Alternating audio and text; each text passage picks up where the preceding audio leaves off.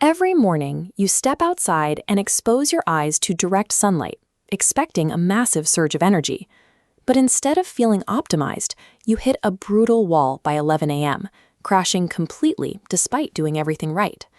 Your frustration is justified. You are sending a clear, perfectly timed wake-up signal into a biological system that is physically blocked. This creates a biological bottleneck. The environmental cue, the sun, is flawless, but the internal receiver, your brain, is often too clogged to process it. When the internal pathways are obstructed, those external signals lose their effectiveness, regardless of how perfectly you time them. This animated diagram shows exactly what should happen. Light photons enter the eye, traveling along the optic nerve pathway directly to the suprachiasmatic nucleus, your brain's master clock. In a clear system, that signal triggers a sharp, sustained upward curve of cortisol, waking up your entire body. But the graph disappears when we factor in the adenosine-melatonin feedback loop, the mechanism that governs sleep pressure. Because of modern sleep disruption, many of us wake up with our brains still saturated by lingering adenosine molecules, which multiply and encase our arousal networks. The light signal successfully pulses at the master clock, but look at what happens next. The outward ripples of energy bounce straight off that dark adenosine barrier and fizzle out.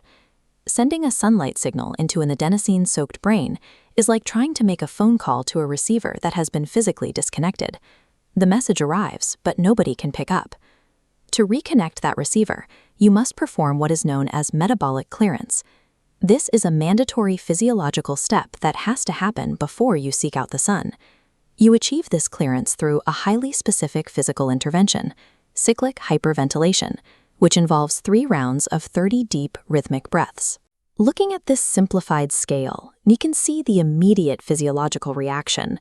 This intense breathing pattern induces respiratory alkalosis, rapidly shifting your blood's pH from a neutral state into an alkaline state. As the pH scale shrinks away, notice the vertical meter violently spiking. That sudden alkaline shift forces a massive release of endogenous epinephrine, your body's natural adrenaline. This adrenaline spike acts as a chemical power washer. It translates into a wave of energy that forcefully shatters and flushes away the physical barrier of adenosine and melatonin buildup.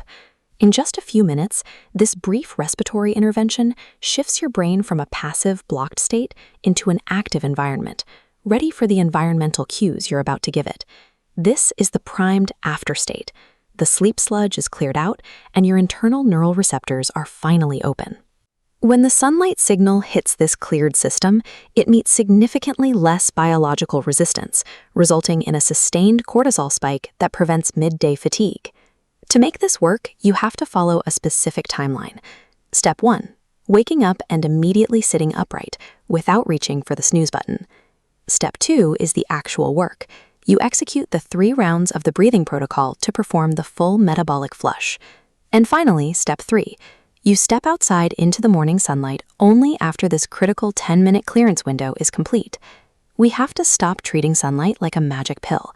Chasing temporary biological hacks is futile if you aren't building a secure physiological foundation underneath them. Mastering your body's internal chemical clearance always has to come first. Only then can you use external environmental cues to achieve true optimization.